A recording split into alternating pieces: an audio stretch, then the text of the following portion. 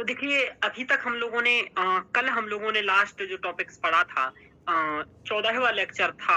हम लोगों ने मृत्युदंड के बारे में पढ़ा था कि मृत्युदंड उचित है या अनुचित, इसके पक्ष और विपक्ष में क्या तर्क हो सकते हैं।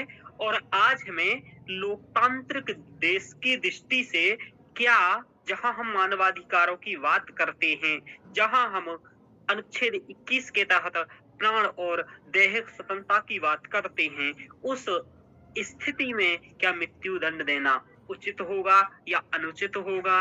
क्या इसके पक्ष में तर्क थे, क्या विपक्ष में तर्क थे? कुछ कमेटियों के या विधि आयोग के या अन्य के क्या सुझाव थे, वो सभी हम लोगों ने कल की क्लास में देखे थे। आज हम लोग फिर उसके बाद हम लोगों ने नया दूसरा टॉपिक्स पढ़ा था। क्या पढ़ा था दूसरा टॉपिक्स, बोलो रोशनी जी।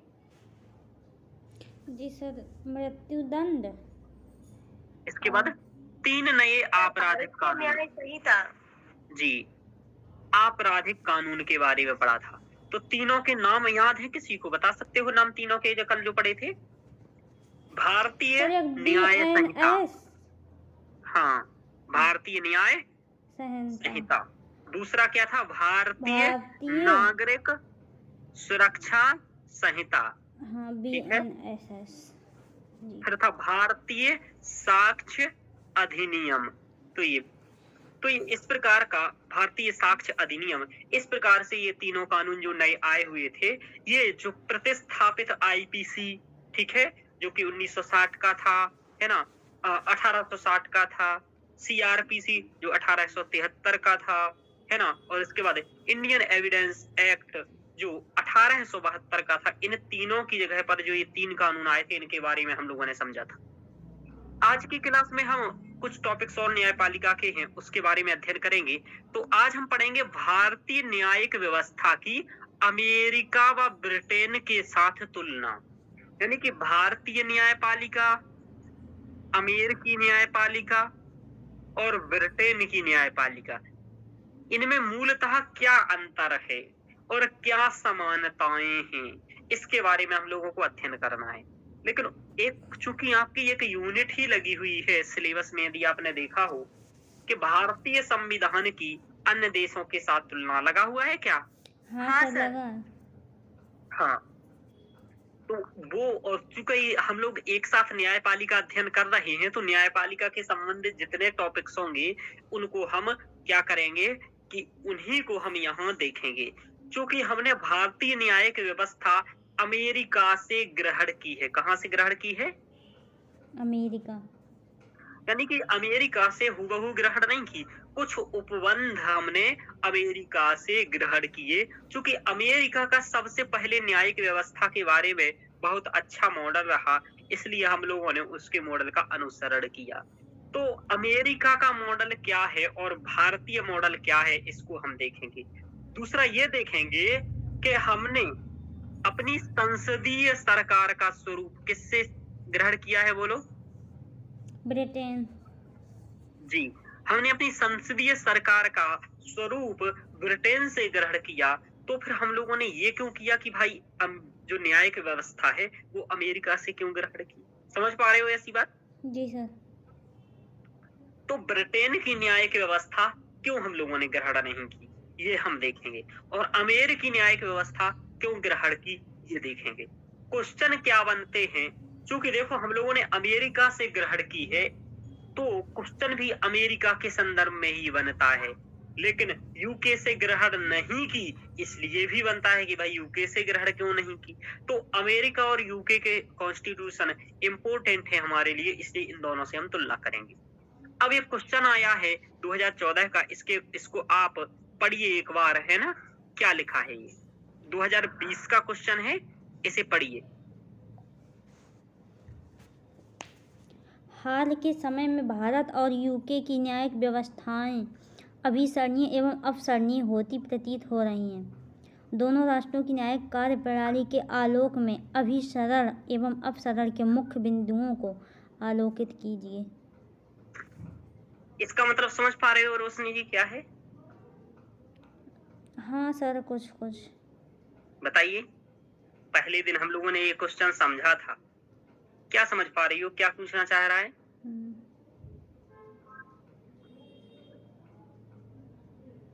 सर बताइए। नहीं बता पाएंगे, आप ही बताइए। हाँ, अभिसरण का मतलब क्या होता है बोलो? सर दूर जाना। देखो, अभिसरण का मतलब होता है पास आना, अच्छा, पास आना। जी। और अपसरण का मतलब होता है दूर जाना। जी। यानी कि किन मामलों में हमारे और उनके उपबंध समान हैं और किन मामले में हमारे और उनके उपबंधों में दूरी है। ठीक है, ये पूछा जा रहा है, यानी कि समानता और असमानता पूछा जा रहा है कि हाल के समय में भारत और ब्रिटेन के जो न्यायिक व्यवस्था है, तो उसके कुछ उपबंधों में क्या हुआ है कि दोनों समानता की पास आए हैं और कुछ उपबंध अभी भी दूर हैं, यानी कि अभी भी विषमताएं हैं। तो क्या समानताएं हैं, क्या समान हुए हैं और क्या दूर हैं, इनको बताना था इसमें। समझ पा रहे हो जी सर। हाँ सर। शिल्पा जी? समझ में आया ये हाँ सर। क्वेश्चन? हाँ सर, और ये अभिसरणीय और अपसरणीय सर, ये जियोग्राफी की टर्म है ना, हाँ, मतलब ये अधिकतर वही यूज होती है ना। जियोग्राफी के टर्म मान सकते हैं आप, लेकिन ये अब चूंकि भाषा का प्रयोग करना है और ऐसा क्वेश्चन पूछना है, तो वो कहीं भी प्रयोग कर सकता है व्यक्ति। समझ पा रहे हो? हाँ सर। ये तो भाषा है, आप कहीं भी उपयोग कर लीजिए। तो भाषा के संदर्भ में उसने यहाँ कर लिया। थोड़ा कठिन दृष्टि से है प्रश्न, पर प्रश्न बहुत सरल है कि समानता और समानता क्या है। तो सुप्रिया, तुम्हें समझ में आया क्वेश्चन कि भारतीय और ब्रिटेन यानी कि यूके की न्यायिक व्यवस्था में क्या समानताएं हैं और क्या असमानता है, ये पूछा है। चलिए, अब देखो दूसरा क्वेश्चन पढ़िए, ये वाला क्वेश्चन पढ़िए। भारत एवं यूएसए दो विशाल तंत्र यानी कि लोकतंत्र हैं। उन आधारभूत सिद्धांतों का परीक्षण कीजिए जिन पर ये दो राजनीतिक तंत्र आधारित हैं। तो कह रहा है भारत एवं यूएसए दो विशाल लोकतंत्र हैं, उन आधारभूत सिद्धांतों का परीक्षण कीजिए जिन पर आधारित है। तो देखो, ये क्वेश्चन एक व्यापक अर्थ में पूछा गया है।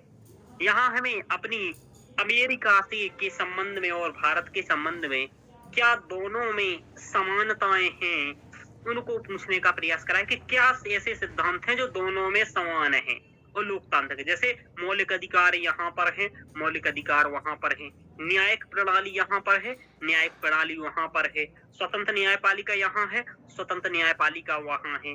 तो इस टाइप से पूछ रहा है।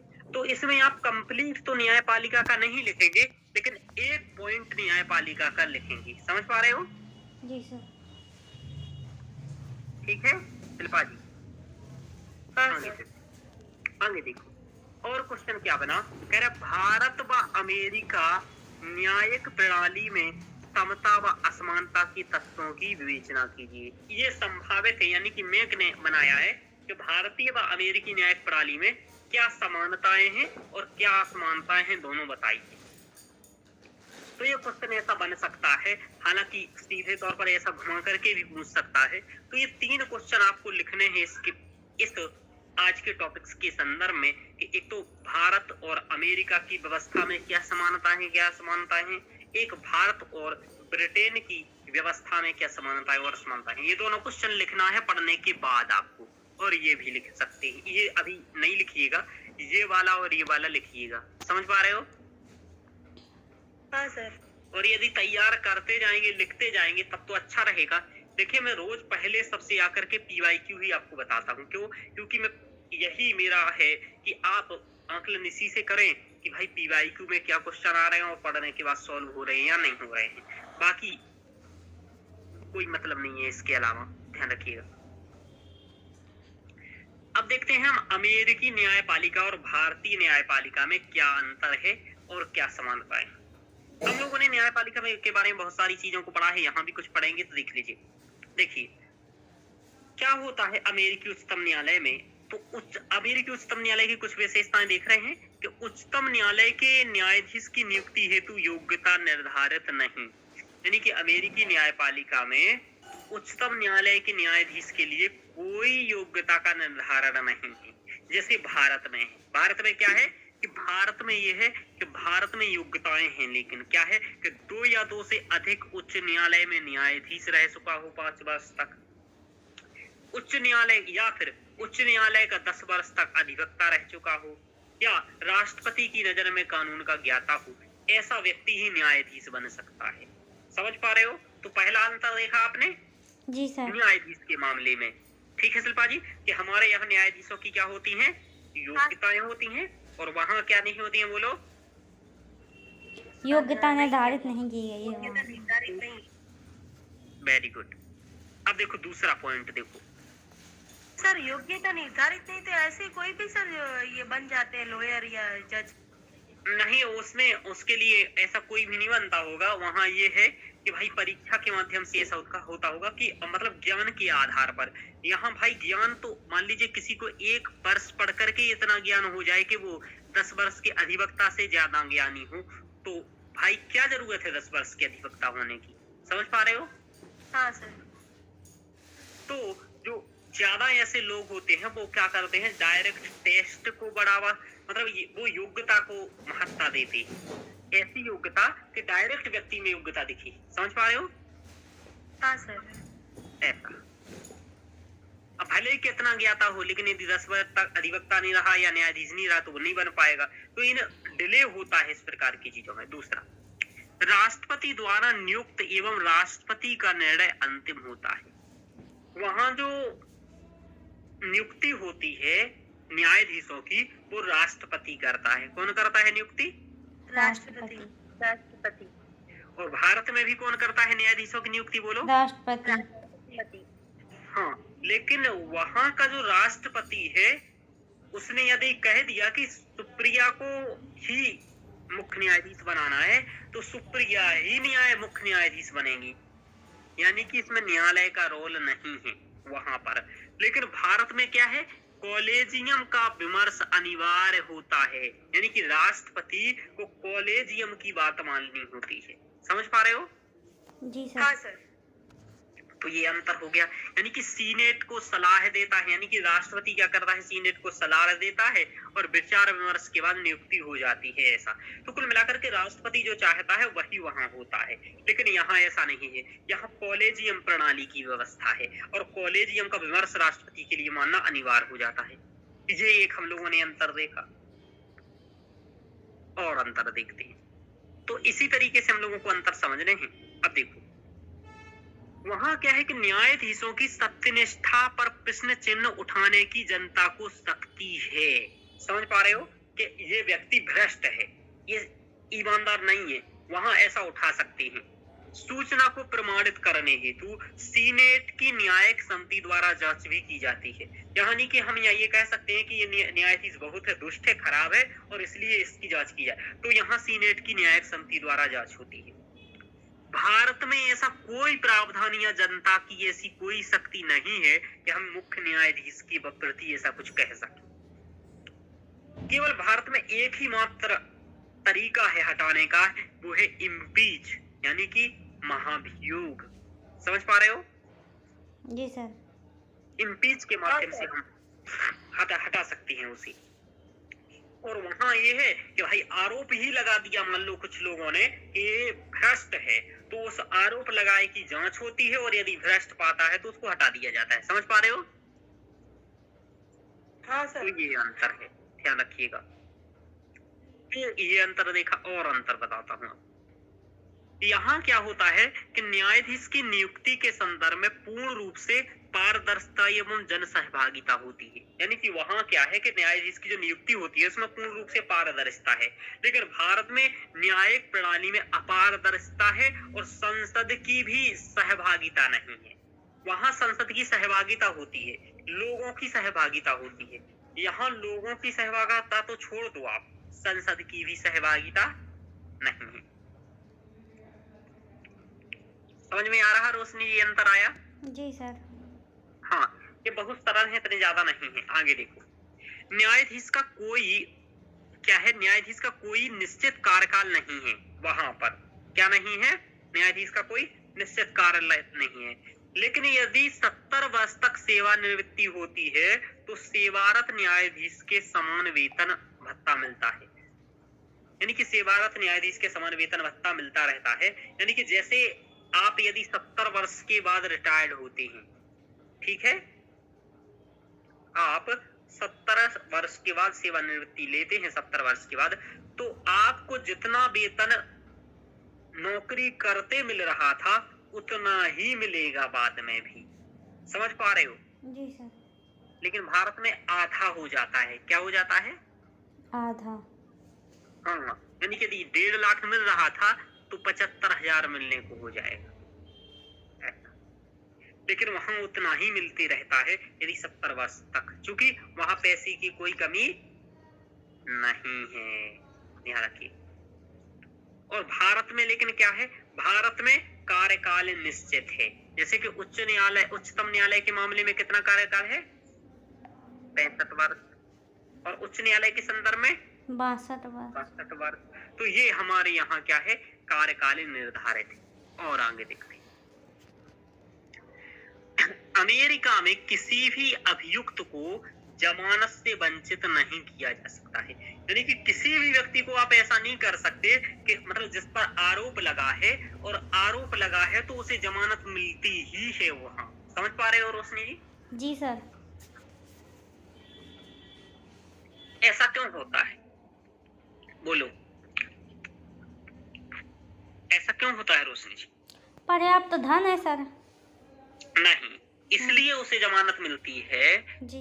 क्योंकि कोई भी आरोपी जब तक उस पर आरोप सिद्ध नहीं हुआ है वो आरोपी नहीं, वो अपराधी नहीं है। हाँ, अपराधी नहीं है। जी। तो इसलिए वहाँ जमानत दे दिया जाता है और वंचित नहीं किया जाता है, क्योंकि मानवाधिकार की रक्षा करना अमेरिका का मूल है और मानवाधिकारों का जो ढोल पीटता है वो अमेरिका ही है, वहीं से ही आरंभ हुआ है। ठीक है, ध्यान रखिए। तो इसलिए वहाँ जमानत दी जाती है, वंचित नहीं किया जाता है। लेकिन भारत में कई नागरिक वंचित हो जाते हैं जिसके पास पर्याप्त धन नहीं होता है। हमारे यहाँ के पास पैसा नहीं होता है तो वो वंचित भी हो जाती हैं। तो वहाँ किसी को लगभग वंचित नहीं किया जाता है जमानत से। और देखो, आपराधिक निर्णय यानी कि क्या होता है कि जो सिविल मामले होते हैं और एक आपराधिक मामले होते हैं। सिविल मामले वो होते हैं जिसमें कोई क्रिमिनल केस नहीं होते हैं, यानी कि जमीन का विवाद हो गया या किसी व्यापार का विवाद हो गया, ये सब सिविल मामले कहलाते हैं। आपराधिक मामले कहलाती हैं जहां लड़ाई झगड़ा हो गया, हिंसा हो गया, मृत्यु हो गई, ये सब। तो वहां क्या होता है, आपराधिक मामले के मामलों में क्या होता है, ग्रैंड ज्यूरी द्वारा निर्णय दिया जाता है।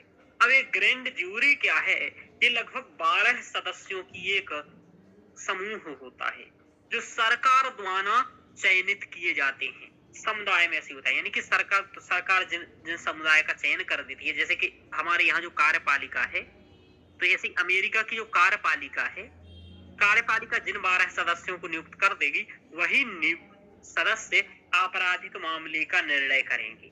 समझ पा रहे हो रोशनी, शिल्पा जी? हाँ सर। समझ में आया? जी सर। हाँ सर। हाँ, तो इसे हम कहते हैं ग्रैंड ज्यूरी के द्वारा आपराधिक निर्णय दिए जाते हैं। और ग्रैंड ज्यूरी के सदस्य होते हैं सरकार द्वारा नियुक्त किए जाते हैं, यानी कि कार्यपालिका द्वारा। लेकिन भारत में ऐसा नहीं। भारत में जो आपराधिक निर्णय हो, चाहे वो सिविल निर्णय हो, सभी न्यायाधीशों द्वारा ही दिए जाते हैं। किसके द्वारा दिए जाते हैं? न्यायाधीशों द्वारा। हाँ, इसका मतलब एक बात तो आपको इतना पढ़ के अभी और समझ और पढ़ा देता हूँ, पॉइंट फिर बात करता हूँ आपसे। और देखो, वहां की न्यायपालिका की एक और चीज है ये कि वहां न्यायपालिका का ऐसा एकीकृत न्यायपालिका नहीं है। कैसी नहीं है? एकीकृत नहीं है। हाँ, वहां ऐसा है न्यायपालिका, यानी कि न्यायपालिका के 2 छत्र हैं। यानी कि ये वाला जो है ये संघीय मामले को देखने वाला उच्चतम न्यायालय है। क्या है बोलो?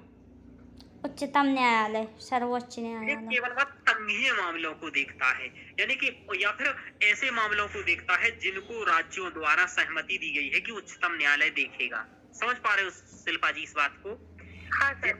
हाँ, भारत में, लेकिन भारत में क्या है कि भारत में उच्चतम न्यायालय सभी मामले देखता है। जैसे कि यदि जमीन का विवाद हो गया और आप जिला न्यायालय से संतुष्ट नहीं हैं, उच्च न्यायालय से संतुष्ट नहीं है, तो आप उस जमीन के विवाद के लिए भी उच्चतम न्यायालय जा सकते हैं। लेकिन अमेरिका में ऐसा नहीं है। आपको यदि सिविल मामला कोई हुआ, ऐसा कोई मामला हुआ, तो आप राज्य से ऊपर नहीं जा पाएंगे यदि उच्चतम न्यायालय को वो उस मामले में यदि शक्तियां नहीं दी गई हैं तो। समझ में आ रहा है? यानी कि वहां राज्य का उच्च न्यायालय ही उस राज्य के लोगों के लिए सबसे ऊंची अदालत होती है। समझ पा रहे हो? हाँ सर। समझ पा रहे हो? हाँ जी सर। सर। हाँ, जैसे मैं एक और तरीके से आपको बता देता हूँ। जैसे केवल 10 विषय दिए गए हैं कि 10 विषयों से संबंधित केस होगा तभी यहाँ के व्यक्ति यहाँ आएंगे। यानी कि उच्च न्यायालय के व्यक्ति या फिर जिला न्यायालय के व्यक्ति अमेरिका में संघीय न्यायालय या उच्च न्यायालय, उच्चतम न्यायालय तभी जाएंगे जब इन 10 मामलों से संबंधित हो। ठीक है? लेकिन भारत में ऐसा है कि कोई भी मामला हो, आप उच्च न्यायालय से उच्चतम न्यायालय जा सकते हो। यानी कि यहाँ आप यदि जिला न्यायालय से सहमत नहीं हो तो उच्च न्यायालय जा सकते हो, उच्च न्यायालय से सहमत नहीं हो तो उच्चतम न्यायालय जा सकते हो। लेकिन वहां ऐसा नहीं, वहां केवल 10 मामलों में ही उच्चतम न्यायालय जा सकते हो। बाकी जो मामले हैं उन सभी मामलों में आपको उच्च न्यायालय का निर्णय ही सर्वोच्च निर्णय होगा, उसी को स्वीकारना पड़ेगा। ध्यान रखो। तो इसे कहा जाता है, यानी कि वहां राज्यों का अपना उच्च न्यायालय है। यहाँ भारत में ऐसा नहीं है। भारत में राज्यों का अपना उच्च न्यायालय नहीं होता है, वो तो पद सोपानिक है। हालांकि प्रत्येक राज्य के लिए एक न्यायालय जरूर होता है। समझ पा रहे हो शिल्पा जी? हाँ सर। दोनों बातों में अंतर समझो सुप्रिया। देखो, प्रत्येक राज्य के लिए उच्च न्यायालय हमारे यहाँ नहीं है कि मध्य प्रदेश के लिए मध्य प्रदेश का उच्च न्यायालय ये हो गया, लेकिन प्रत्येक राज्य के लिए उच्च न्यायालय जरूर है। यानी कि प्रत्येक राज्य को ऐसा नहीं कि इस मध्य प्रदेश का उच्च न्यायालय ये है, उत्तर प्रदेश का ये है, ऐसा नहीं है। भारत में ऐसा है कि प्रत्येक राज्य किसी न किसी उच्च न्यायालय के अंतर्गत आएगा। समझ पा रहे हो? हाँ सर। हाँ सर। हाँ, किसी ना किसी उच्च न्यायालय के अंतर्गत वो राज्य आएगा, भले वो कोई राज्य हो। जैसे कि अंडमान निकोबार है, तो अंडमान निकोबार का क्या कौन सा उच्च न्यायालय है, बता सकते हो आप? अंडमान निकोबार का कोई उच्च न्यायालय नहीं है,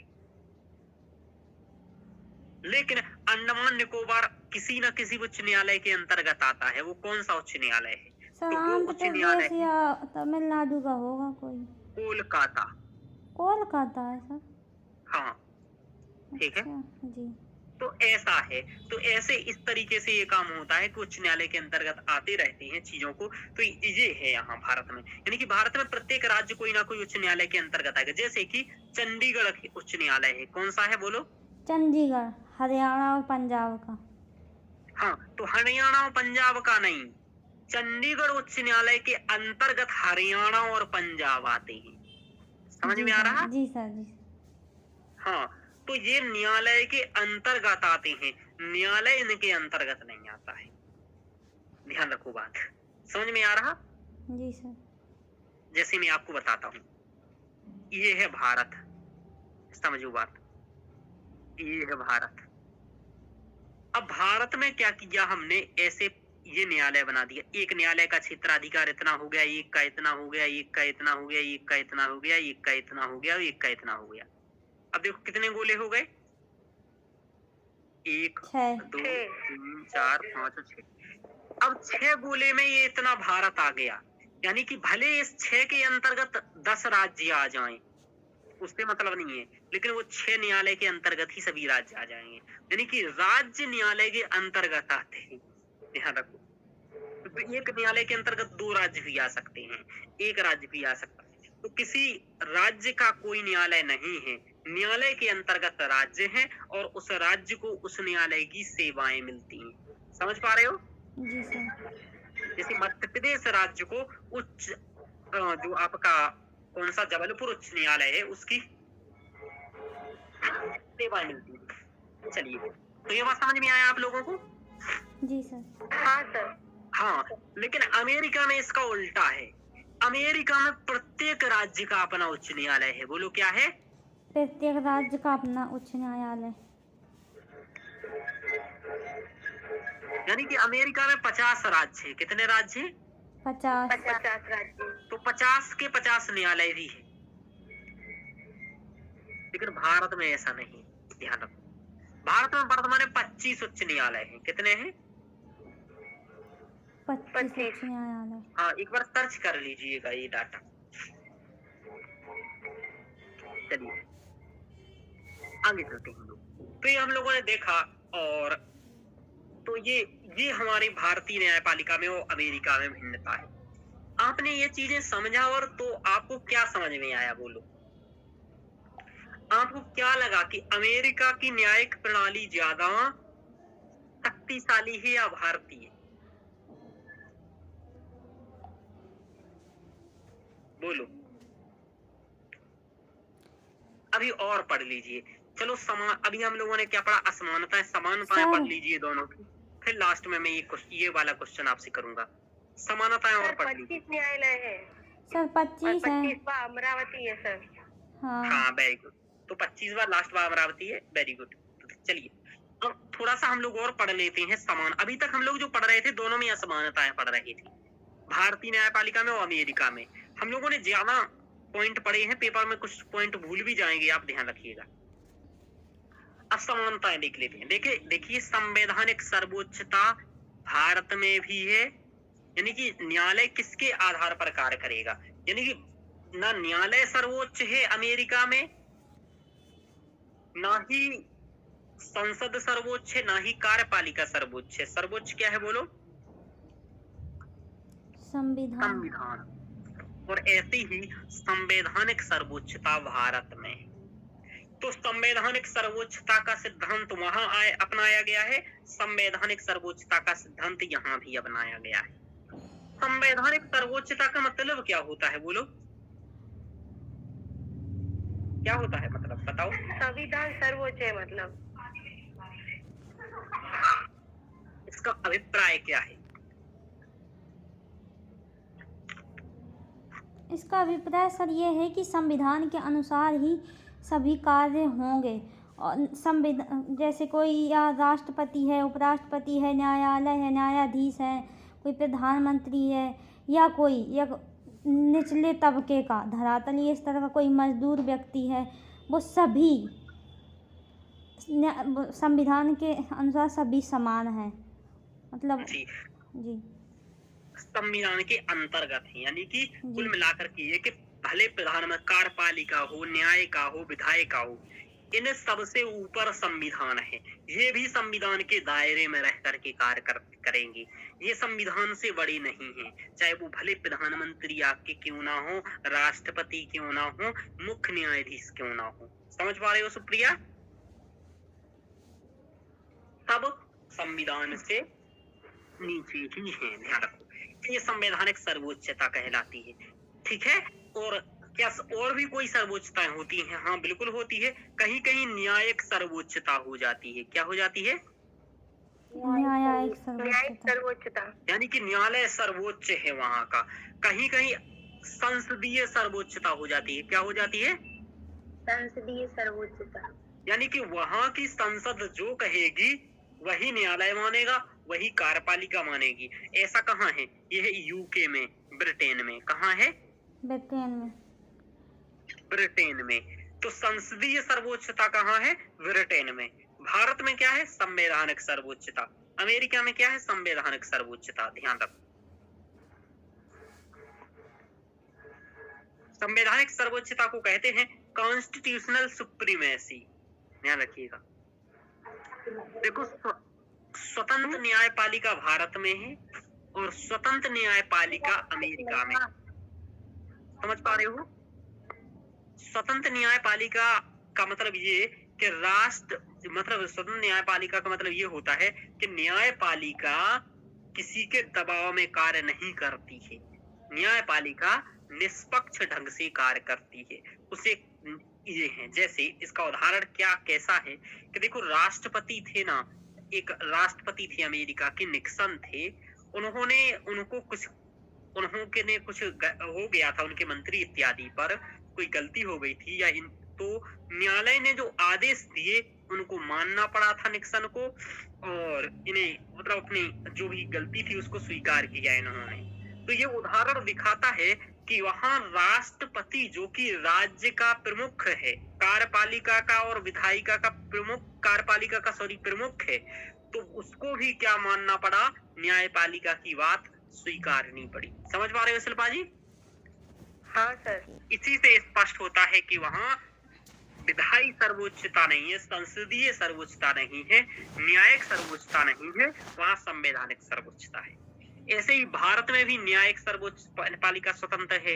यदि हम न्यायपालिका को की किसी बात को अस्वीकार करते हैं या न्यायपालिका को बारे में गलत उल्टा सीधा बोलते हैं तो न्यायिक अवमानना का प्रावधान है।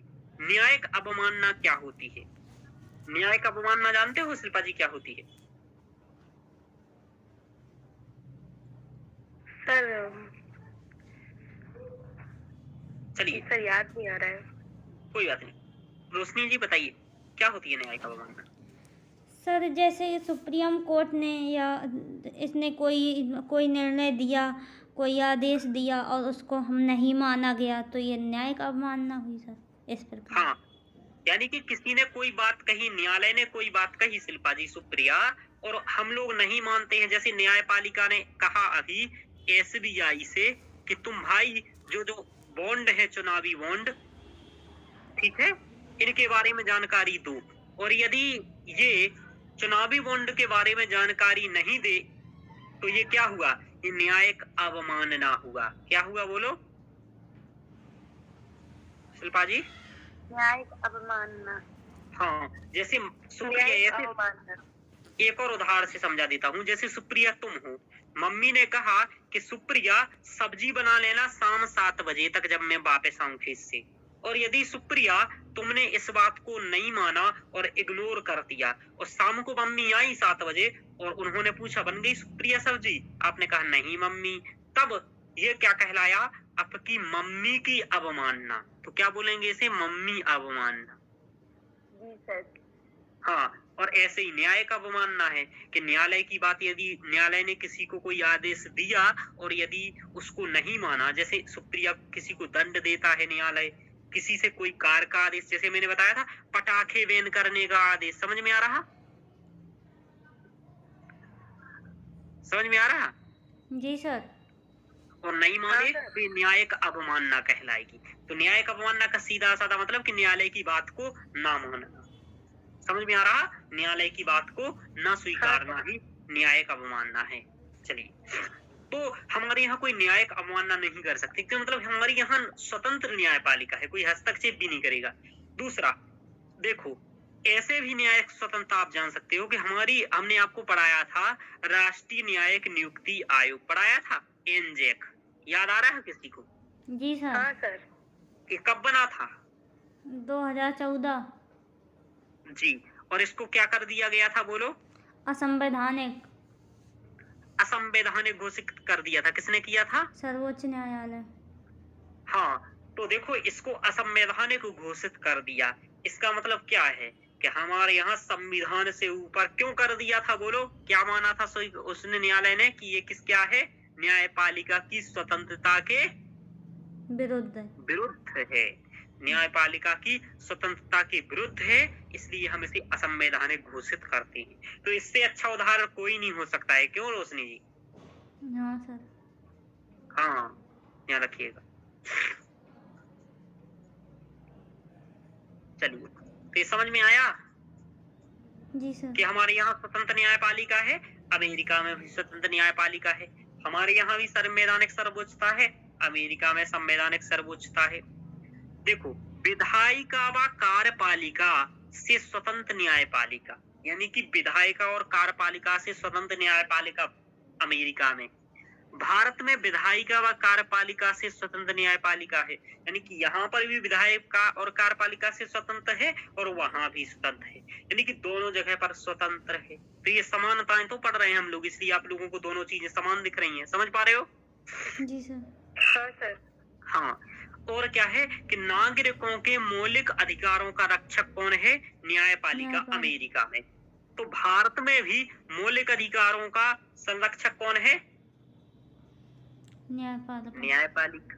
अनुच्छेद 32 के तहत कहा जाता है कि आप न्यायालय जा सकते हो, ठीक है ना। रिट जारी करने का अधिकार। रिट जारी करने का अधिकार रिट तब करता है जब आप मौलिक अधिकार के लिए जाते हैं कि भाई हमारे मौलिक अधिकारों का उल्लंघन हुआ है। तो दोनों जगह के पर क्या है कि मौलिक अधिकारों के उल्लंघन पर न्यायपालिका क्या है, उसकी संरक्षक करता है। तो ये हम लोगों ने देखा, हम कुछ समानताएं देखी हम लोगों ने, और हम लोगों ने बहुत सारी असमानताएं देखी यहाँ अमेरिका और भारतीय न्याय प्रणाली में। अब आपने दोनों का अध्ययन कर लिया और पेपर में आएगा तो देखो एक पेज ये हो गया, एक पेज ये हो गया, एक पेज ये हो गया, ये 3 पेज का आपका है और 3 ही पेज का क्वेश्चन आएगा और इसी तरीके से आप पेपर में लिख करके आ जाइएगा, ठीक है। यदि समानताएं और असमानताएं पूछे तो आप पैराग्राफ में भी लिख सकते हैं इस चीज को, तो भी कोई दिक्कत नहीं है, बस समझने के लिए आपने समझ लिया इसको। तो देखो अब आप मुझे एक बात बताओ, आपको इतना पढ़ने के बाद क्या समझ में आया रोशनी जी, शिल्पा जी, कि भारतीय न्यायपालिका ज्यादा शक्तिशाली है या अमेरिकी?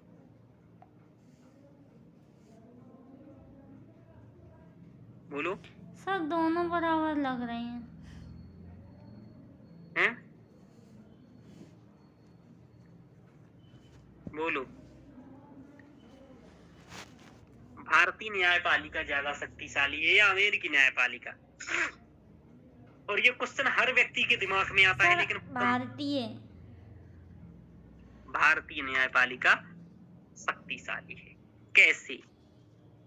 हाउ? बताइए। सर ऐसे है जैसे कि शक्ति पृथक्करण का सिद्धांत है। हाँ। तो अमेरिका में तीनों अंग एकदम सर मतलब सब अपने अपने कार्यों को करते हैं, हस्तक्षेप एक दूसरे में नहीं करते हैं।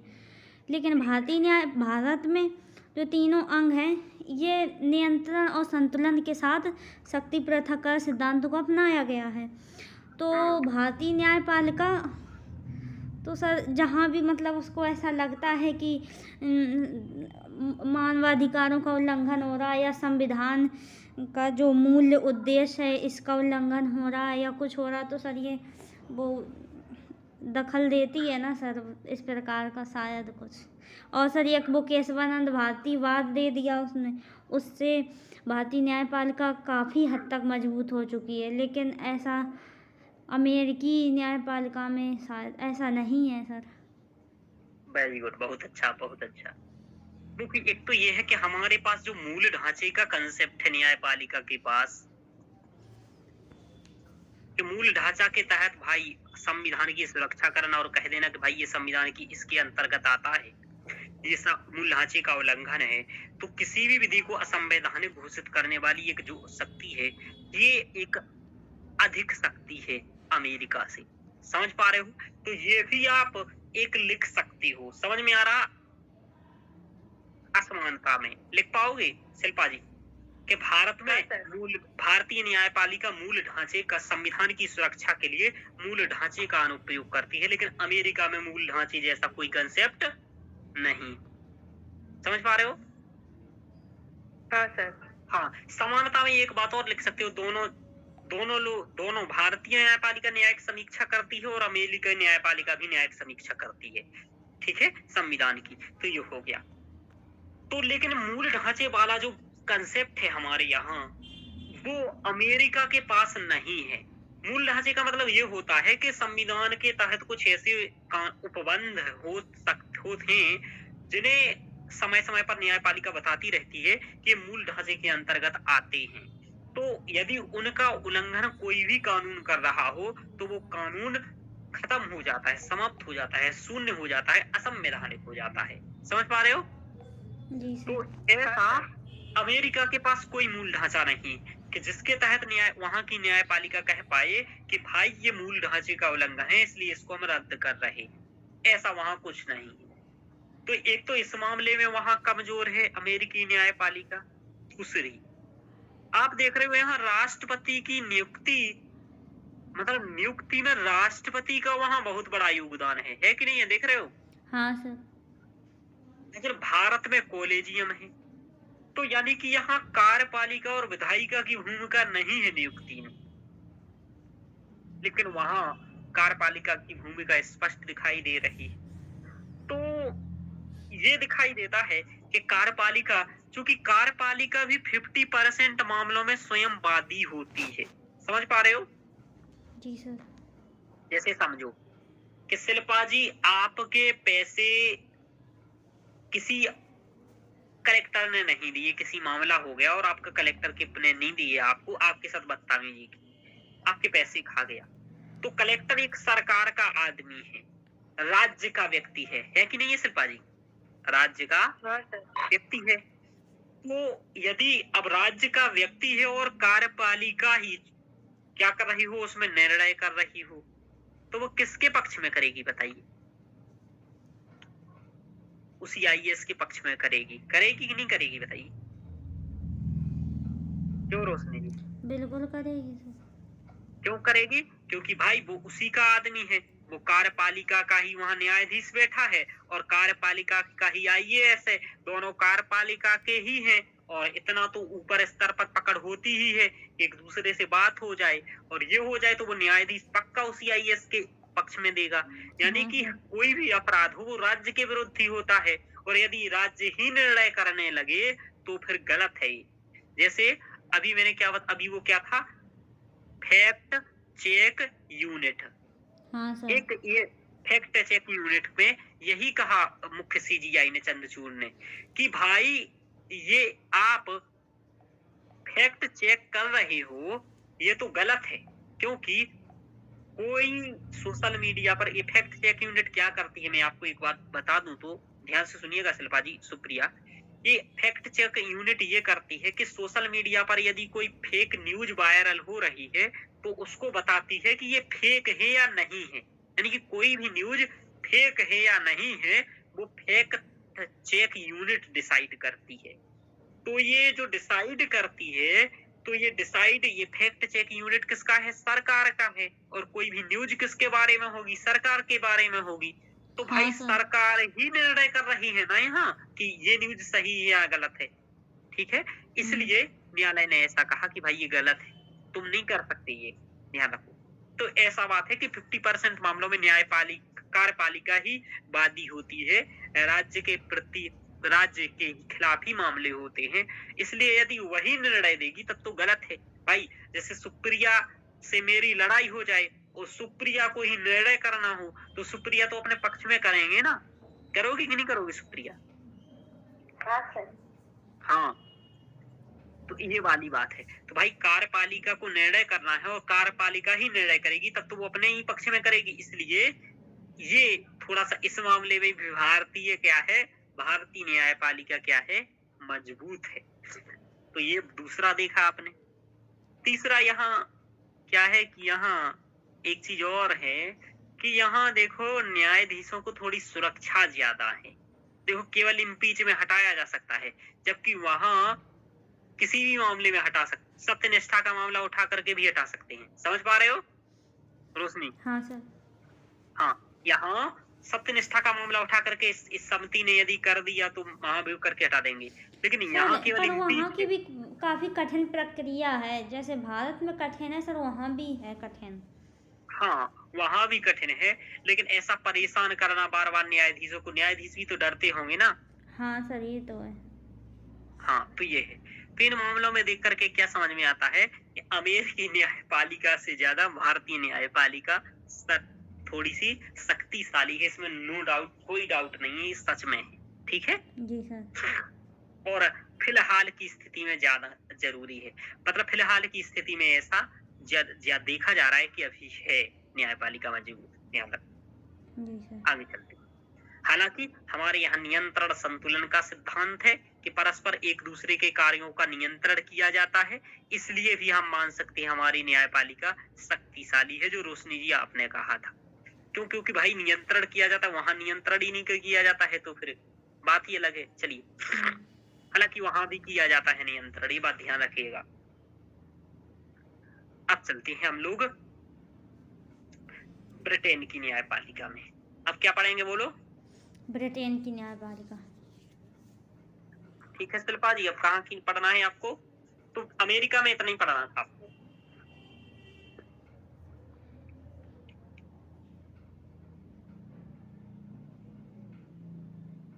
हम लोग 1 मिनट 2 मिनट में पानी पी करके आइएगा आप लोग, फिर हम लोग ये नया टॉपिक से स्टार्ट करते हैं। भारतीय और ब्रिटेन की न्यायपालिका में क्या समानताएं हैं, क्या असमानताएं हैं, ये पढ़ेंगे। जी सर।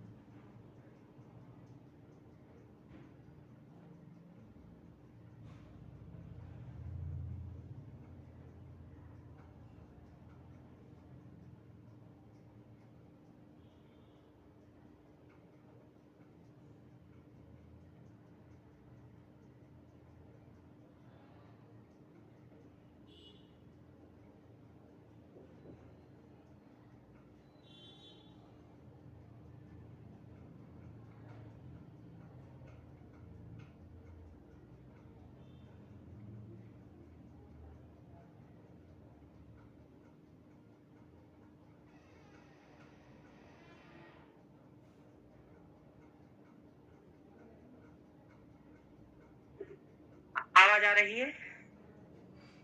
हाँ सर। चलिए, और बताइए सुप्रिया कैसी हो? अच्छा शिल्पा जी, समझ में तो आ रहा है ना? ये अब आने लगा हाँ ना? सर, अब आ रहा है सर, अब आ रहा है मुझे समझ में। शुरुआत में मुझे बहुत प्रॉब्लम हो रही थी। अच्छा अच्छा, हाँ हो रही अब होगी आ रहा है क्योंकि समझ। ये जीएस स्टार्ट हुआ था। पर और सर बोलिए एकदम बेसिक था ना, एकदम बेसिक था सर, वो जो पढ़ाते भी नहीं है। और सर आज अमेरिका के जो आपने समानता असमानता पढ़ाई ना, हम्म, हाँ हाँ, वो सर अभी तक मैंने कहीं पे भी नहीं पढ़ी। इतने दिनों में इतने लेक्चर देखे होंगे, इतने लोगों को पढ़ाते हुए देखा होगा, पर सर किसी को इतना मतलब नहीं देखा मैंने। क्या होता है शिल्पा जी कि ये किताबों में लिखा ही नहीं है। ये बहुत ढूंढना पड़ता है ऐसी किताबों में जो कॉलेज टाइप की किताबें हैं। मतलब यूपीएससी जो पूछ रहा है ना, उस कंटेंट तक पहुंच नहीं पा रहे हैं लोग, मतलब लिख नहीं पा रहे हैं ये लोग। और इसको ढूंढने में थोड़ा टाइम लगता है और बनाना पड़ता है कंटेंट। मतलब ये वही बनाएगा जो सेम यूपीएससी दे रहा होगा। और चूंकि टीचर तो केवल इसलिए पढ़ा रहे होते हैं ना कि उन्हें भाई केवल पढ़ाना है, समझ पा रहे हो? और आप तो जानते नहीं हो इतना कि क्या पढ़ना है क्या नहीं पढ़ना है। तो टीचर जो पढ़ा देंगे वही आप पढ़ के निकल लोगे। भले क्वेश्चन सॉल्व हो ना हो, वो तो टीचर लाएंगे ही नहीं क्वेश्चन आपके सामने। वो तो आपसे ये कह देंगे आप घर पर जाकर के क्वेश्चन देख लेना। ये दिक्कत होता है, समझ पा रहे हो? हाँ सर। तो कहीं भी पढ़ो, क्वेश्चन तो देख ही लो सबसे पहले। इसलिए मेरा तो चूंकि ये है कि मैं ईमानदारी से आप लोगों को पढ़ा रहा हूँ और सेम के लिए ये सब कर रहा हूँ, नोट्स वगैरह। और आप लोगों का कि मेरे साथ आप लोगों का भी कल्याण हो जाए तो अच्छी बात है, मैं ये सोच रहा हूँ। तो मतलब इसलिए मैं ये सब कर रहा हूँ। लेकिन ऐसा ही नोट हर मामले में होना चाहिए, हर एक टॉपिक से ऐसे कंप्लीट करना चाहिए। हम लोग देख रहे हैं 25-30 टॉपिक्स हम लोगों ने कवर किए। आप एक बार कोई भी अब नोट्स उठाया करो शिल्पा जी, समझ में आ रहा? हाँ सर। और आपने न्यायपालिका पढ़ लिया है, अब आप उसके बुक में या उसके नोट्स में देख लिया करो कि सर ने जितने टॉपिक्स पढ़ाए हैं क्या उससे कोई अधिक टॉपिक्स इस बुक में हैं। समझ पा रहे हो? उसको देखा करो, आपको मालूम चलेगा कि दूसरी किताबों में 10 टॉपिक्स भी आपको मिलेंगे केवल, यानी कि 25 टॉपिक्स तो छोड़ दीजिए, 10 टॉपिक से ज्यादा नहीं मिलेंगे। इसलिए है क्योंकि वो उतना ही कराते हैं जितना सरल सरल हो और पढ़ा के निकल दिए, ये होता है। चलिए, पर कोई दिक्कत नहीं, एक तो को समझ में आ रहा पढ़ाना है। है और सर यूपीएससी के डिमांड के हिसाब से पढ़ाने में भी डिफरेंस होता है ना सर? हाँ बिल्कुल, बहुत होता है।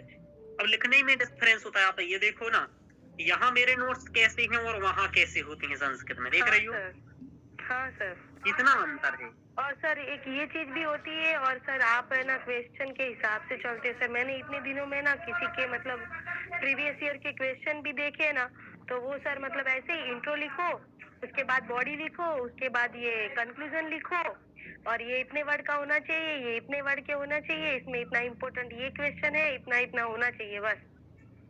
हाँ, इतनी बात कह के निकल लेते हैं हाँ सर। और असली बात पर नहीं आती। अब ये नहीं बताते हैं, जैसे अब देखो यहाँ लिखा है कि अभिसरण और समानता क्या है। अब अपन डायरेक्ट वो बिंदु पढ़ रहे हैं जो क्वेश्चन ने पूछे, ये तरीका हाँ नहीं सर। होता है कि कैसे उत्तर लिखना है। अब आपको ये जो ब्रिटेन वाला लिखना है वो डायरेक्ट यही पॉइंट लिखने हैं उस उत्तर में, आपको यही डायरेक्ट पॉइंट लिखने हैं बता करके। तो ये वाली बात है कि कैसे लिखना है, ये यहाँ देखो आप। अब जैसे ये वाला उत्तर है, अब आप ये प्रश्न आराम से लिख पाओगे कि भारत व अमेरिका की न्यायिक प्रणाली में समानता व असमानता के तत्वों की विवेचना करिए। देख पा रहे हो? हाँ सर। अब आप ये लिख पाओगे सुप्रिया, क्या समानता है क्या असमानता है, उनको बताना है आराम से। आप ये पॉइंट लिखे हैं, ये समानता वाले पॉइंट लिखे हैं यहाँ तक, और ये लास्ट में यहाँ से लिखे हैं या समानता वाले, बस यही लिख करके समाप्त कर देना है आपको। तो डायरेक्ट इसी तरीके से आपको याद करना है और बहुत कोई कठिन नहीं है, बस याद करो कंटेंट और इसको रिवीजन करो। तो आ रहा है सुप्रिया समझ में? जी सर। हाँ, पढ़ते जाओ वरना मतलब आपको बहुत मुश्किल होगा और कहीं से कर पाना ऐसी सब चीजें। चलिए, हाँ हाँ सर। तो रोशनी जी आपको आ रहा है समझ? जी सर। चलिए, तो आगे पढ़ा जाए अब। हाँ सर। चलिए, तो देखिए समानता और अभिसरण दोनों बात बराबर है। यानी कि ऐसे कौन कौन से भारतीय और ब्रिटेन की न्यायपालिका में उपबंध हैं जो दोनों समान हैं, यानी कि पास पास में हैं, यानी कि नजदीक हैं। जैसे हम लोगों की कुछ मामलों में विचारधारा नजदीक होती है, कुछ में दूर होती है, तो ऐसी भारतीय न्यायपालिका भी कुछ मामलों में नजदीक होगी, कुछ में दूर होगी। तो नजदीक होने का मतलब समान होना, दूर होने का मतलब अभिसरित वो अपसरण होना। तो अभी मतलब पास और अप मतलब दूर, बस इतना याद रखो। देखो, दोनों देशों की न्यायपालिका में संवैधानिक व्याख्या है, यानी कि दोनों की समानता दिख रही है कि दोनों देशों की न्यायपालिका क्या करती है, संवैधानिक व्याख्याकार है। यानी कि संविधान की व्याख्या वो करती है, संविधान की व्याख्या हमारे यहाँ भी की जाती है। परंतु भारत में संविधान सर्वोच्च है और यूके में क्या है, संसद सर्वोच्च है। तो क्या होता है कि संसद जो कानून बनाती है, समझ में आ रहा? जी सर। संसद के द्वारा बनाया गया कानून, उस कानून की रक्षा करती है न्यायपालिका। समझ में आ रहा बात शिल्पा जी? हाँ सर। हमारे यहाँ ऐसा नहीं है। हमारे यहाँ न्यायपालिका संसद के बनाए गए कानून की व्याख्या नहीं करती है। हमारे यहाँ संसद संविधान की व्याख्या करती है, क्योंकि वहां संविधान है ही नहीं। वहां संविधान वही हो जाता है जो संसद कानून बनाती है। समझ पा रहे हो? हाँ सर। हाँ, यूके में क्या होता है, संविधान वही हो जाता है जो वहां की संसद कानून बनाती है, क्योंकि वहां संसद सर्वोच्च है। तो संसद जो कहेगी वही वहां कानून है। जैसे सुप्रिया तुम्हारी मम्मी है, यानी मम्मी ने कह दिया रोटी बनाना है, तो रोटी बनाना है, यही कानून हो गया कि नहीं हुआ, बोलो? हाँ सर। हाँ। अब सुप्रिया तुम ये तो नहीं कहोगी सुप्रिया कि भैया गीता में लिखा है कि रोटी नहीं बनाना है। लेकिन भारत में ऐसा होता है, यदि भारत में संसद कह दी कि रोटी बनाना है, तो न्यायालय क्या कहेगा कि ऐसा संविधान में तो नहीं लिखा है कि रोटी बनाना है। समझ में आ रहा? जी सर। हाँ, तो भारतीय न्यायपालिका ये कहेगी ऐसा संविधान में तो नहीं लिखा है कि न्यायपालिका को रोटी बनानी है, संसद में तो लिखा है कि न्यायपालिका को न्याय करना है। तो तुम कैसे कह रहे हो? यानी कि संसद कानून बना के यदि लिख भी दे कि अब न्यायपालिका रोटी बनाएगी, तो भी वो नहीं बनाएगी। क्यों? क्योंकि वो संविधान की मानती है, संसद की नहीं। लेकिन ब्रिटेन में ऐसा है कि ब्रिटेन का जो न्यायालय है वो संसद जो कानून बनाती है उसकी रक्षा करती है कि लोग इसके कानून को माने, संसद के कानून को माने। यानी कि वहां संसद के कानून के नीचे न्यायपालिका आती। समझ पा रहे हो? जी सर। समझ पाई हो शिल्पा जी? हाँ सर। हाँ, तो ये बात बहुत इंपॉर्टेंट है, समझना, ध्यान रखो। यही तो समान ये है। तो देखो, हाल ही में ब्रिटेन की न्यायपालिका द्वारा न्यायिक सक्रियता की प्रवृत्ति देखी जा रही है। यानी कि न्यायिक सक्रियता वहां वो भी दिखा रही है। कौन? ब्रिटेन की न्यायपालिका। हाँ, उदाहरण इसका ये है, एक वहां का कुछ केस है कि यूरोपीय कन्वेंशन ऑन ह्यूमन राइट्स को घरेलू कानून में शामिल करने का निर्णय। यानी कि जो यूरोपीय कन्वेंशन ऑन ह्यूमन राइट्स है, तो इसको घरेलू कानून में शामिल किया जाए, ऐसा न्यायपालिका ने न्यायिक सक्रियता दिखाते हुए निर्णय दिया। समझ पा रहे हो? जी। हाँ, तो ऐसा निर्णय उसने दिया। यानी कि कोई यूरोपीय कन्वेंशन ऑन ह्यूमन राइट्स जो है उसको कहा कि भाई इसको घरेलू कानून में शामिल करो, तो ऐसा वहां उसने दिखाया। और देखो, न्यायिक सक्रियता, भारत में भी न्यायिक सक्रियता में वृद्धि हुई है, तो वहां भी वृद्धि हो रही है धीरे धीरे, और हमारे यहाँ भी हो रही है। जैसे मूल ढांचे की अवधारणा न्यायिक सक्रियता का ही परिणाम है। पटाखे बैन करने का आदेश देना, डीजल वाहन पर प्रतिबंध करना, बैन करना, या जनहित याचिकाओं के माध्यम से जैसे हुसैन आरा खातूनवाद में 40,000 कैदियों को रिहा करना, ये सभी न्यायिक सक्रियता के चलते ही निर्णय दिए हैं भारतीय न्यायपालिका ने। तो यहाँ भी न्यायिक सक्रियता की में क्या हो रही है? वृद्धि हुई है। तो कुछ वर्षों में वहां भी न्यायिक सक्रियता में वृद्धि हुई है। तो ये दोनों क्या है? अभिसरण हैं। तो यही तो क्वेश्चन था कि भारतीय और ब्रिटेन की न्यायपालिका अभिसरणीय होती प्रतीत हो रही है, और कुछ मामलों में अपसरणीय प्रतीत हो रही है। तो देखो, न्यायिक सक्रियता के मामले में अभिसरण हो रहा है। समझ पा रहे हो? दोनों पास आ रहे हैं, यानी कि दोनों न्यायिक सक्रियता कर रहे हैं, और कुछ मामलों में दोनों दूर जा रहे हैं। ध्यान रखो, आगे चलते हैं। और क्या समानता है? ब्रिटेन में मंत्रियों एवं दूसरे नागरिकों पर प्राकृतिक न्याय लागू करना भारतीय न्याय व्यवस्था से समानता रखता है। यानी कि प्राकृतिक न्याय करना, यानी कि मंत्रियों पर भी कानून का लागू करना, नागरिकों पर भी करना, और ऐसा भारत में भी होता है। तो दोनों पर होता है, यानी कि जो संसद ने कानून बना दिया वो सब पर लागू होगा। तो यहाँ जो संविधान में लिखा है वो भी सब पर लागू होगा। तो यानी कि ये होता है प्राकृतिक न्याय के तहत। तो यहाँ प्राकृतिक न्याय के तहत या जो कानून होता है वह सभी पर लागू होता है, ऐसा ही वहां भी होता है। तो ये भी समान है। समझ में आ रहा है? अब देखो, असमानताएं क्या हैं दोनों में, ये देखो। असमानताएं क्या हैं ये देखना है हम लोगों को। भारतीय न्यायपालिका संविधान की रक्षा करती है, यानी कि हमारे यहाँ संवैधानिक सर्वोच्चता है। वहीं ब्रिटेन में की न्यायपालिका संसद के कानूनों की रक्षा करती है, यानी कि संसदीय सर्वोच्चता है। तो ये दोनों में अंतर हो गया। हुआ कि नहीं हुआ शिल्पा जी? जी सर। हाँ, कि हमारे यहाँ हमारी न्यायपालिका संविधान की रक्षा करती है, वहां की न्यायपालिका संसद के कानून की रक्षा करती है। तो ये दोनों में अंतर है। जो संसद कानून बनाती है वो अलग है, संविधान में है वो अलग है। जी सर। समझ पाए हो शिल्पा जी? सुप्रिया, आगे चलें? हाँ सर। वेरी गुड, बोलते जाइएगा, आगे चलते जिससे कि मुझे पता चले। देखो, ब्रिटेन में न्यायपालिका संसदीय कानूनों को शून्य घोषित नहीं कर सकती। यानी कि देखो, संसद ने कोई कानून बनाया, जैसे संसद ने कानून बना दिया सुप्रिया कि सुप्रिया एक पैर पर खड़ी रहेंगी। समझ में आ रहा?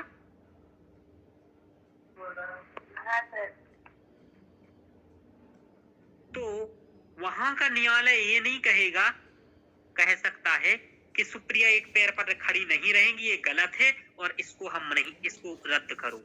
ऐसा वहां का न्यायालय नहीं कह सकता है। वो लेकिन तो उस भारतीय कानून की न्यायालय रक्षा करेगा। क्या? वो तो कानून को अच्छा करेगा, अगर कोई नहीं मानेगा तो उसे दंड भी देगा। हाँ, तो वहां यदि तुम नहीं खड़ी रहोगी सुप्रिया, तो वो जबरदस्ती खड़ा करवा देगा आपको। समझ में आ रहा? हाँ सर। हाँ, एक पैर पर। लेकिन भारत में ऐसा यदि संसद कानून बना दे मोदी जी कि सुप्रिया एक पैर पर खड़ी रहेंगी, तो यहाँ का न्यायालय संसद से कहेगा, बौखला गए हो क्या, पगला गए हो क्या, ये कैसा कानून बनाए हो, ये रद्द है कानून, असंवैधानिक। असंवैधानिक है, ऐसा कहेगा, ये संविधान के विरुद्ध है, इसको हटा देगा कानून को। तो कानून जैसे ही न्यायालय कहेगा वैसे ये कानून खत्म हो जाएगा, कहते ही वचन ही शासन है। ठीक है, तो ये है बात।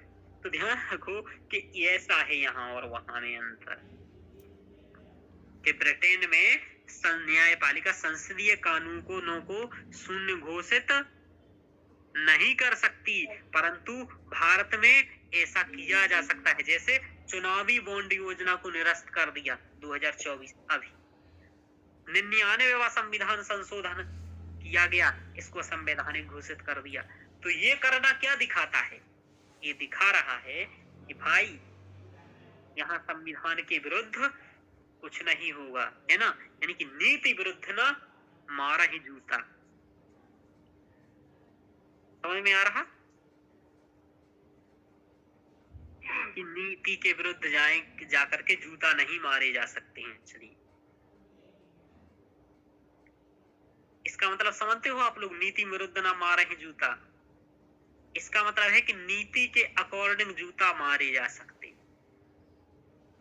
यानी कि यदि किसी ने गलत काम किया तब पिटाई हो सकती है, एनकाउंटर जैसे हो जाता है, गलती करता है तो होता है, जैसे मृत्युदंड मिलता है, क्योंकि नीति का उल्लंघन करते हैं इसलिए ये सब होता है। यूके में न्यायिक नियुक्ति हेतु न्यायिक नियुक्ति आयोग है। समझ पा रहे हो रोशनी जी? जी सर। वहां न्यायपालिका में नियुक्त करने के लिए न्यायिक नियुक्ति आयोग है। तो वहीं भारत में कॉलेजियम प्रणाली है। यानी कि यहाँ जिस न्यायिक नियुक्ति आयोग के बारे में हम लोगों ने पढ़ा था ना शिल्पा जी, वहां पर वो है। ठीक है, लेकिन भारत में नहीं है। वहां पर इसलिए है क्योंकि उन्हें दिक्कत नहीं है, क्योंकि उन्हें तो सब कुछ संसद का ही मानना है। लेकिन यहाँ के न्यायालय को अपनी न्यायिक स्वतंत्रता बना करके रखनी है। समझ पा रहे हो? ध्यान रखिएगा ये बात। चलिए, अब देखो, भारतीय न्यायपालिका के पास पूर्ण न्याय हेतु अनुच्छेद 142 है, परंतु ब्रिटेन में ऐसा कुछ नहीं है। इसका मतलब ये कि यदि भारतीय न्यायपालिका चाहे सुप्रिया कि उसे लगता है ऐसा कि कुछ मजदूरों के अधिकारों का शोषण हो रहा है। समझ में आया शिल्पा जी? हाँ सर। यदि भारतीय न्यायपालिका को लगता है कि कुछ लोगों का अधिकारों का शोषण हो रहा है, तो भारतीय न्यायपालिका क्या कर सकती है? एक आदेश दे सकती है अनुच्छेद 142 के तहत कि इनको तुरंत शीघ्र से शीघ्र जांच की जाए और इन्हें मुआवजा दिया जाए या कोई इनकी व्यवस्था की जाए। जैसे उदाहरण में बताऊं, कोरोना में क्या हो रहा था कि जो शहर से गांव में लोग जा रहे थे, जो प्रवासी थे, उन्हें खाने पीने की व्यवस्था नहीं थी। क्या नहीं थी? खाने पीने की व्यवस्था नहीं थी। हाँ, तो न्यायपालिका ने आदेश दिया कि इनको खाने पीने की व्यवस्था करिए। तो इनको खाने पीने की न्याय की व्यवस्था की गई। ये पूर्ण न्याय है। ऐसा ब्रिटेन की न्यायपालिका कुछ नहीं कह सकती। समझ में आया सुप्रिया जी? कुछ नहीं कहेगी वो। हाँ, क्योंकि उसके पास शक्ति ही नहीं है ये कहने की। हमारे इसमें न्यायपालिका को अनुच्छेद 142 के तहत ये शक्ति है। यूके में विधायिका व न्यायपालिका शक्ति पृथक्करण सिद्धांत का अनुपालन नहीं करती है। यानी कि यूके में विधायिका व न्यायपालिका में शक्ति पृथक्करण सिद्धांत नहीं है, दोनों जुड़ी हुई हैं। कैसे जुड़ी हुई है कि जो राष्ट्रीय न्यायिक नियुक्ति आयोग है, वहां पर जो नियुक्ति आयोग है उसमें विधायिका के ही सदस्य हैं। समझ में आ रहा शिल्पा जी? नियुक्ति करने वाले हैं ना, वो विधायिका के ही सदस्य हैं। और जब विधायिका के सदस्य ही न्यायपालिका की नियुक्ति कर रहे हैं तो शक्ति पृथक्करण कैसे हुआ भाई? ये तो एक ही हुआ है। जैसे शिल्पा जी आपको नियुक्त आपके घर वाले ही करें तो ये अलग कैसे हो गया भाई? ये तो एक ही हो गया सिस्टम। भाई घर वाले की करेंगे तो घर आपकी ही पक्ष में बोलोगे, आप उनके ही पक्ष में बोलोगे, ये सामान्य रूल है, याद रखिए। तो ये विधायिका व न्यायपालिका शक्ति पृथक्करण सिद्धांत का अनुपालन नहीं करती है वहां पर, जबकि भारत में ऐसा किया जाता है अनुच्छेद 121 और 122 के तहत। अनुच्छेद 121 और 22 में ये कहा गया है कि कार्य विधायिका न्यायपालिका के कार्यों में हस्तक्षेप नहीं करेगी और न्यायपालिका विधायिका के कार्यों में हस्तक्षेप नहीं करेगी। ध्यान रखो। तो ये हम लोगों की यहाँ असमानता है दोनों में। ये 2 पेज 10 नंबर का ही क्वेश्चन ये आया था, देख लीजिए आपको। तो 10 नंबर में आपको 2 पेज ही लिखना है, आराम से ये 4-4 पॉइंट लिखो और ये उत्तर आपका लिख सकते थे कि क्या समानताएं हैं, क्या असमानता। तो अब लिख पाओगे रोशनी जी उत्तर? हाँ सर, प्रयास करते हैं। हाँ शिल्पा जी लिख पाओगी? कोशिश, हाँ सर कोशिश कर सकती हूँ। हाँ तो ये लिखना है, कोशिश क्या कर सकते हैं, अब तो नहीं लिख पाएंगे फिर आप कभी नहीं लिख पाएंगे, आराम से ये लिख सकते हैं, कोई दिक्कत नहीं है। हाँ देखो इसमें क्या है कि हाल के समय में भारत और यूके की न्यायिक व्यवस्थाएं अभिसरणीय एवं अपसरणीय प्रतीत हो रही हैं। दोनों राष्ट्रों की न्यायिक कार्य प्रणाली के आलोक में अभिसरण और अपसरण के क्या बिंदु हैं, आलोकित करिए, बताइए। तो हम आपको बताना है कि अभिसरण के बिंदु ये हैं यानी कि समानता के बिंदु, और अपसरण के बिंदु ये हैं यानी कि असमानता के बिंदु। ठीक है, इंट्रोडक्शन ऐसा लिख सकते घुमा हैं। दिया है क्वेश्चन को, क्या कितना घुमा दिया है सर क्वेश्चन को? हाँ थोड़ा सा घुमा ज्यादा दिया है।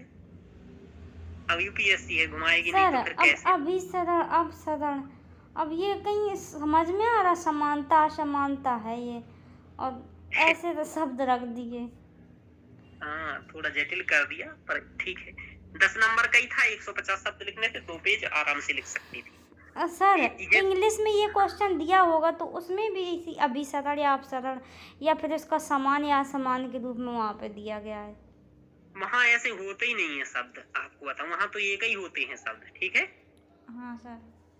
हाँ तो वहाँ कोई दिक्कत नहीं होती इंग्लिश में। ऐसे इंग्लिश में ज्यादा शब्द होते नहीं है फालतू के, वहाँ एक चीज के लिए एक ही टाइप का शब्द होता है तो वही प्रयोग होता है, तो उसमें दिक्कत उन लोगों को नहीं होती है। हम लोगों के साथ दिक्कत है कि बहुत सारे शब्द हैं तो कोई भी अनुप्रयोग कर दिया। समझ में आ रहा है? जी सर। हाँ जैसे वहाँ यूज है तो मतलब यूज हो गया, अब हम यहाँ अनुप्रयोग भी बोलो, प्रयोग भी बोले, उपयोग, हाँ उपयोग बोले, प्रयोग बोले, ये सब उपयोग अनु, ये सब क्या कर रहे हैं हम लोग, केवल उपसर्ग लगा करके बदल रहे हैं। तो ये हम लोगों ने देखा कि ये क्या है हमारा न्यायपालिका। अब इतना आज हो गया है और आगे पढ़ना है, बताइए सर जैसा पढ़ा दें? चाहें।